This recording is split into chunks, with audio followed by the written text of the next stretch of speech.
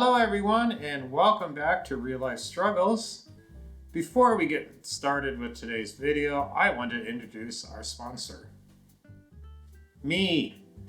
Yeah, I only have a few hundred subscribers right now, so I don't really attract any sponsors, but I signed up for a Buy Me a Coffee. You can look at the link here or down in the description. So today's video is a little different. I'm not going to be reacting to a blog or another person's video or anything. I actually just wanted to talk to you a little bit. I realized that it's been a while since I started the channel, and maybe some of you never really saw my first things I posted and don't know where everything came from. So hopefully we can get through this in one take, because I am totally off script and just talking to the camera. So this all started a couple years ago. You might think, a guy this handsome, his life must be perfect, but couldn't be farther from the truth. For the last couple years, I've been going through a divorce. I didn't see either of my kids for about 2 years. Thankfully, one of them is back with me now. I just got to spend some time with the other one, and hopefully both of them will be permanently in my life soon, Lord willing. But I was thinking to myself how I'd been struggling with a lot of stuff, and maybe if I got online and started talking about it, then people that were struggling with me, they might find some help. One of the things that was kind of a big struggle for me was the balance between science and religion. For those of you that are religious and like science, it can be a pretty big struggle. Because if you're like me, you were raised young earth creationists. My family, my church, many of my friends were all biblical literates. Genesis is scientific history. And we need to believe that the earth was created 6,000 years ago in 6 literal 24-hour days, which is something for about half my life I had no problem with. I mean, science says this. Well, science must be wrong because the Bible says something different. That being said, eventually, as I got older and started learning more science and learning more facts and just kind of sat down and thought about it, I decided, I need to decide on my own. And I'd already done that with a lot of religious stuff. I didn't want to believe something just because somebody in a church told me to. I wanted to believe it because I believed it. So I started with a lot of biblical stuff, and then I got to science. And I read pretty much every article that was on the Answers in Genesis website. And I read a couple more, like ICR, Institute for Creation Research, Creation Ministries International, CMI. I read a lot of young earth creationist stuff. And then I read through a lot of old earth creationists. I believe one of them is called oldearth.org. There was a couple of websites I went to that went against what Answers in Genesis was saying and were giving evidence for the earth being old. And I would say that was probably in an on and off 10-year position. And then I got to the point to where I accepted that the universe itself was old. Was still kind of struggling with the whole Adam and Eve and ages in the Bible, things like that.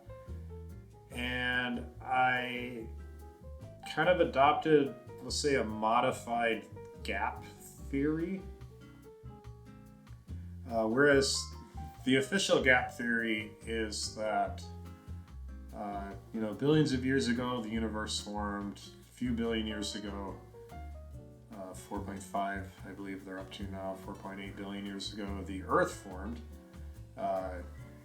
Basically, anything before modern humans, God threw them all in there.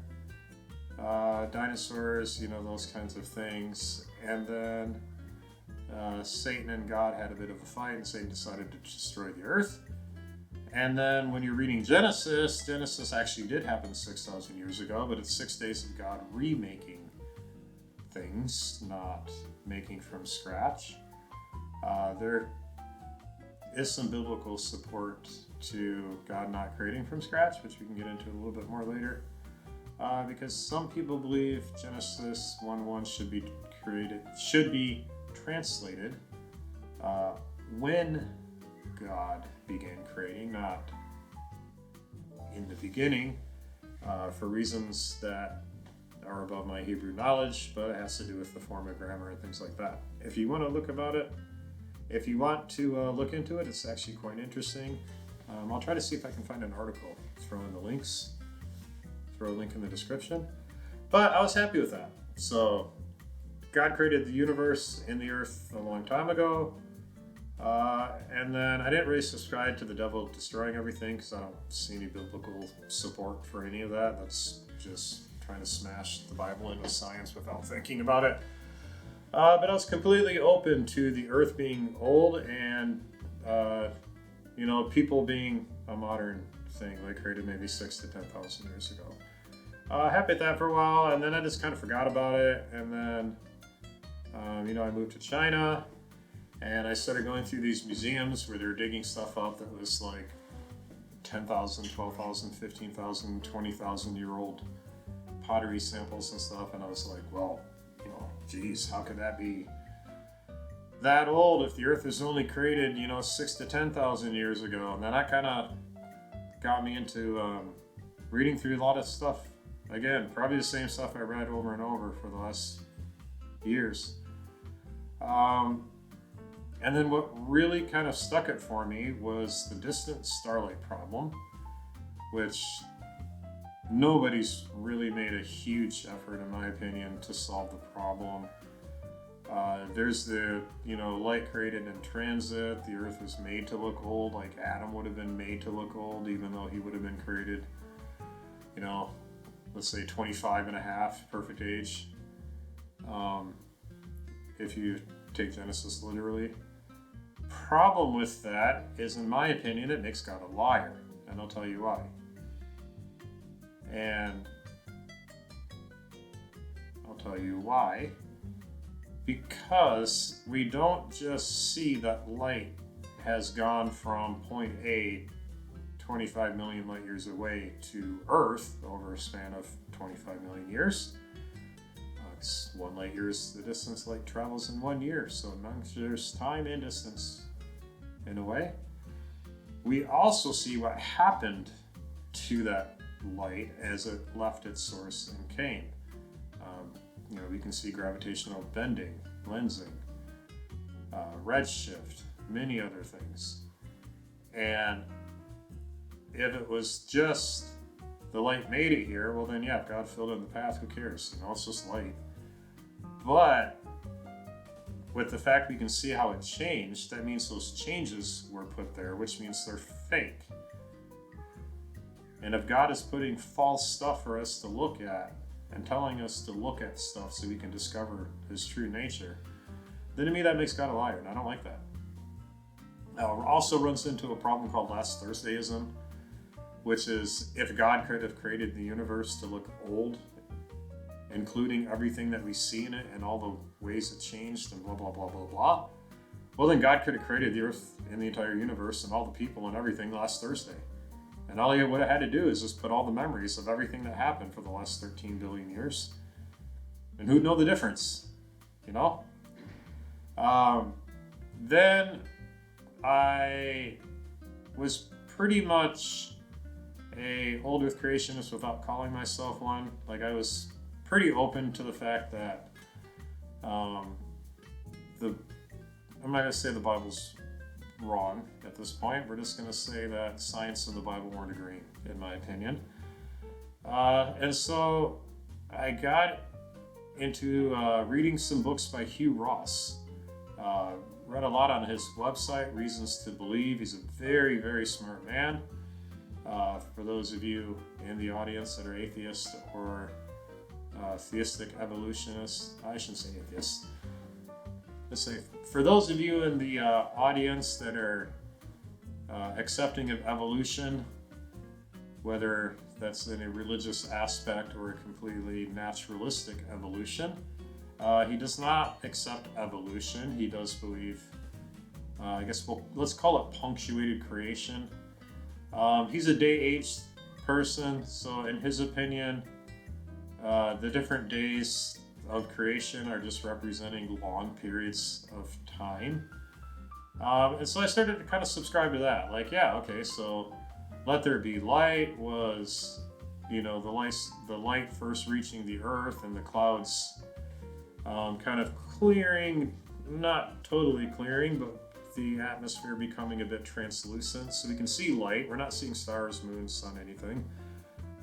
And then, the other different days are just representing either a natural process on Earth, like the water shifting around, the land's rising, that's separating the water. Day 4, sun, moon, and stars, that's the sky becoming completely clear so we can see the sun, moon, and stars, which does do away with the distant starlight problem, because it does give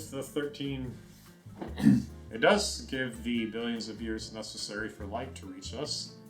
And, the animals were just created. And so God creates some bacteria and viruses, and they kind of evolve within, a small framework. And then he starts creating some fish and some birds. And then, takes a million-year break or so and creates a couple more things, and it all culminates in man. And he does not accept that the genealogies in Genesis are complete, which I do still agree with him on that. So to him, it was probably around 100, 200,000 years ago. God creates Adam and Eve, the first 2 humans on Earth. We still have humanoids around, Australopithecus, Neanderthal, all those cool people like that. The different homos. They were human-like, but they don't have God's image. They're not filled with a soul. So Adam and Eve would have been the first ones with a soul. I'm not sure if he's going around. I'm not entirely sure if he believes that some of our sister species and us mated, which gave us humans. I don't know if Adam married a Neanderthal. Sorry, not Adam. I'm not sure if Adam's sons and daughters would have married a Neanderthal, or if he still holds to the Adam and Eve were the first 2 Homo sapiens, like the young Earth creationists do, which means the only people available for Seth and Cain and Abel would have been their sisters. I'm not sure. Actually, I should look that up. So I did kind of hold on to that for a long time, and then I read a lot of his stuff. I read through 2 or 3, 4 of his books. They're very, very good. Say, if you are a non-theistic evolutionary believer, acceptor, and you're looking at Christianity but you can't get past the science in the Bible and not agreeing, he has some good books that don't deny evolution but do talk about just how cool the universe is. Why the universe is the way it is would be a good one to get into. Also for people that are young Earth creationists wanting to leave, but you don't want to jump straight to believing in an evolution, accepting evolution, I would highly recommend Why the Universe is the Way That It Is. Yeah. Alright, told you guys, I'm going totally off script. Probably edit this out. And so I was there for a while, and then I finally just told myself that I no longer believe the Earth was 6,000 years old. I gave up, refuted young Earth creationism. And then it's kind of stuck there. I'm like, age works for me. Yeah, evolution, it's still not a good explanation for the diversity of life. At that time, I would have said I believed in microevolution, but not macro. I was smart enough to realize that dogs came from wolves due to genetic mutation. I knew about lactose tolerance and intolerance, which is caused by mutation, things like that. And blue eyes, everyone at the beginning was dark skin, dark hair, dark eyes, and then random mutation caused blue eyes and it stuck. So yeah, I stayed there, and then I need to shut the heat off. Alright guys, sorry for the noise of the heater. It should kick off soon. But then I got into some books by John Walton. And so I was totally happy, and then I heard about this author named John Walton. And he had a book called The Lost World of Adam and Eve. And I'm like, that sounds interesting. Let's read the book. And I got into the book, and it goes through the different viewpoints, the day-age theory, young earth creationism, biblical literalism. I came to realize that basically the creation story is Jewish folklore. It's the way they understood how God created the universe. Because God couldn't just come out and be like, quantum mechanics, Big Bang Theory. I mean, these were Bronze Age shepherds, basically. They didn't have this vast scientific knowledge. They didn't even really believe the Earth was round at the time, from what I've kind of read about. They had this three-tiered universe with a flat Earth and a dome on top of it. And so God worked through their knowledge instead of giving them this vast new knowledge that would have just blown their brains apart, and they wouldn't have been able to handle it.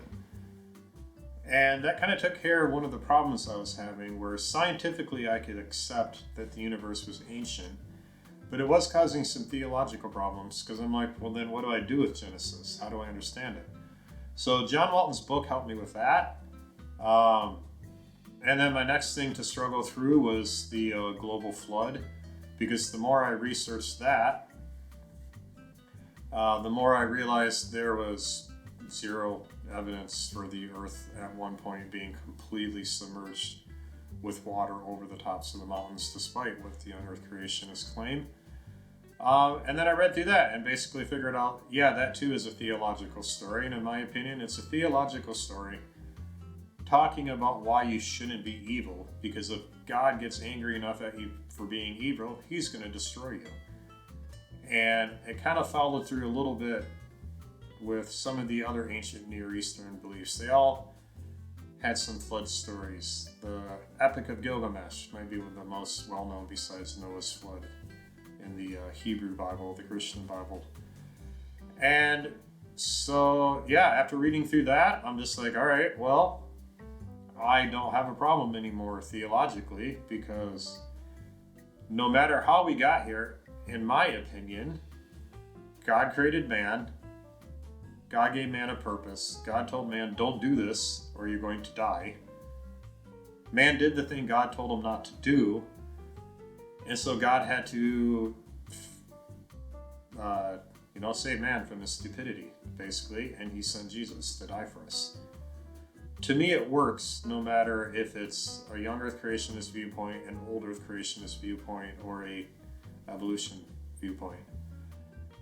Speaking of evolution, that's the one I'm working through right now. I theologically don't have a problem with evolution being the way that life has flourished and changed throughout the last 13 billion years. Throughout the last 4.5 billion years.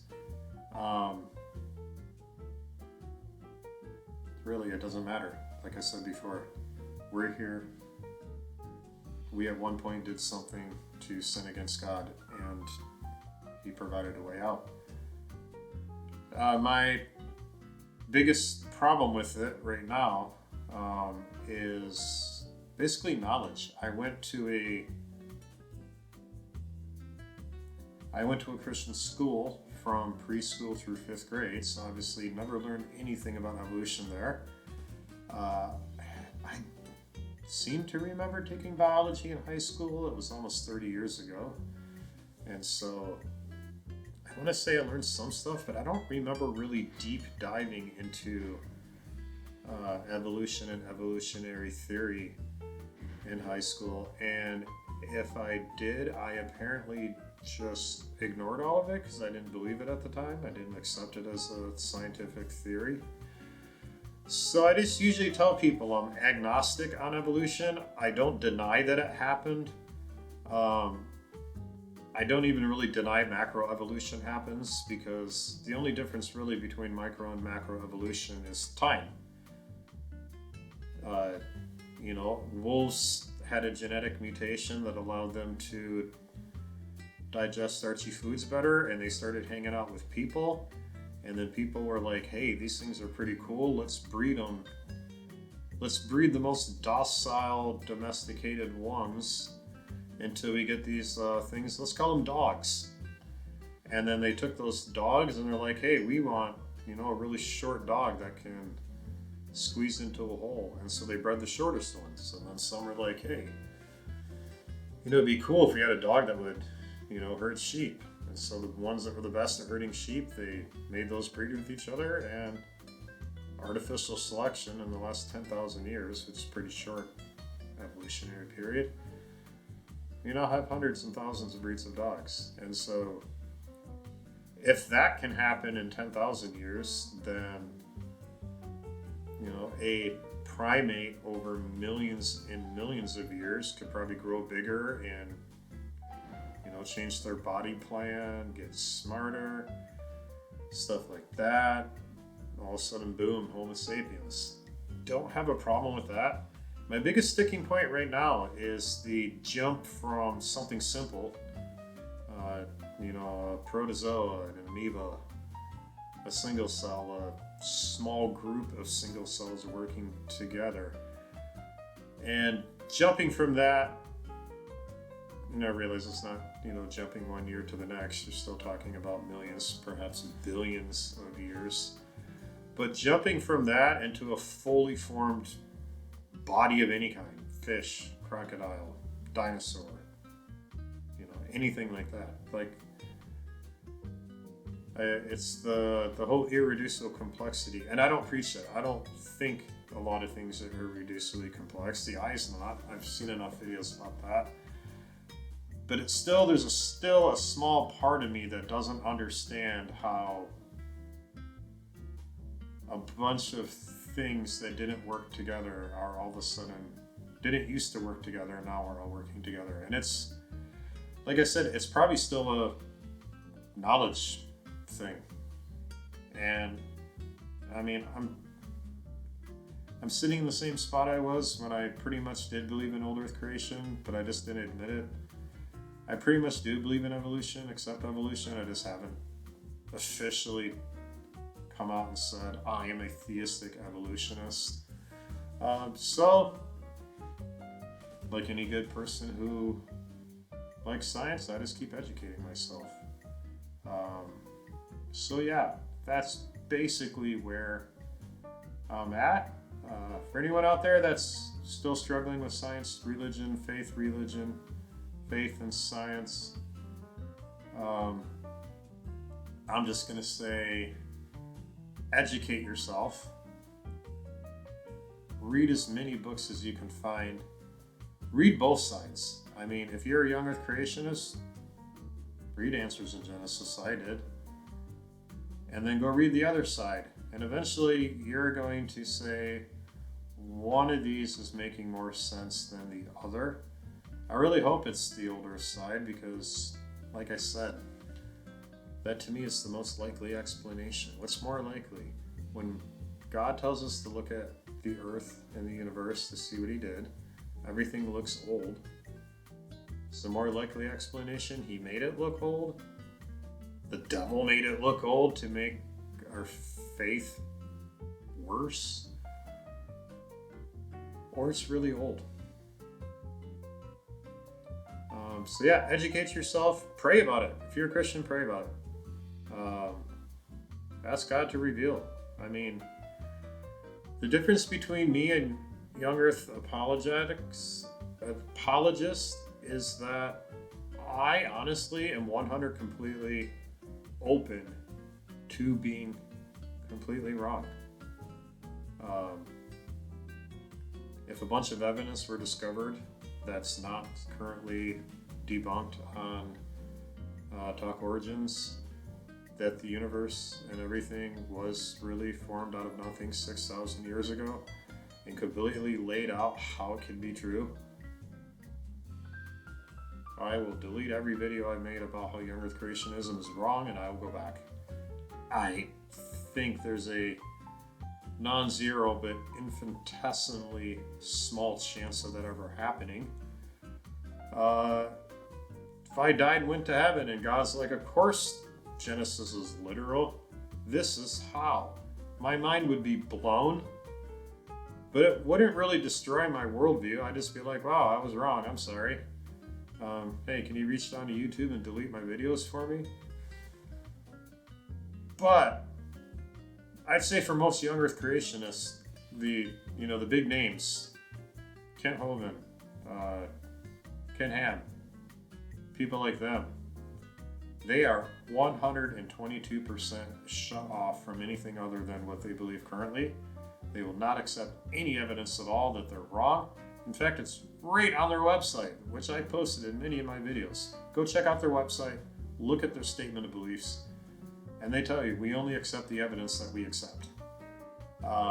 Ken Ham dies, goes to heaven, and God tells him he's wrong. His worldview is going to be shattered, his mind's going to explode, and he'll spend the first 20,000 years in heaven thinking about, how was I so wrong? I guarantee it. Sorry, I'm going off tangent, but yeah, pray about it, educate yourself, be open to new evidence, and when you get to the point to where something just sticks and you can't figure out how it follows with the worldview you had, then change your worldview.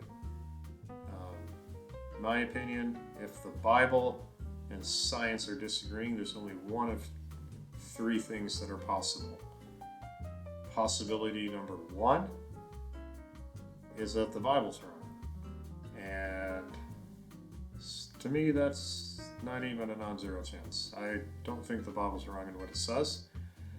Possibility number two, science is wrong, which has happened. I mean, scientifically, we used to believe the Earth was flat, and then the Greeks discovered, can't remember his name, but I'll look it up and stick it right here as I'm talking.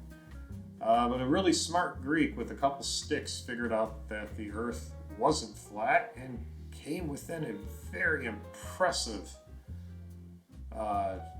calculation distance of how the Earth's diameter, not too far off from like what we have with satellites and seismographs and all kinds of cool new toys. And then we believed that the Earth was the center of the universe, geocentrism, geocentric worldview. And in fact, the church believed in it so much they threw people in jail for saying that we're not the center of the universe. Because if God made us, we must be special, right?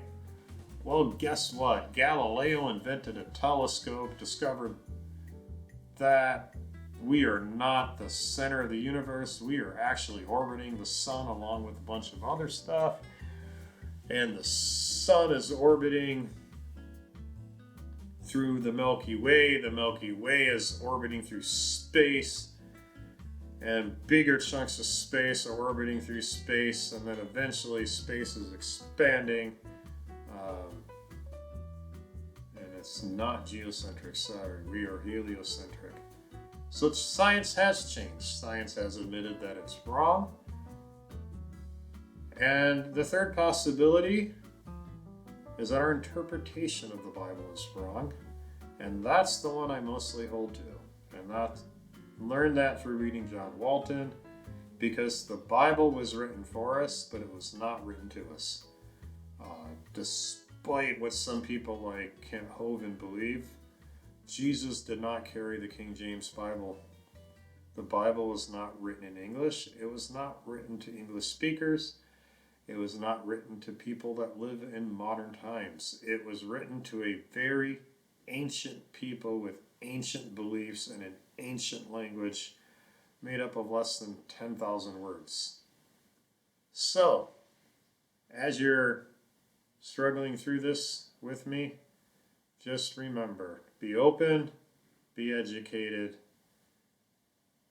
and remember that some things are not written to you.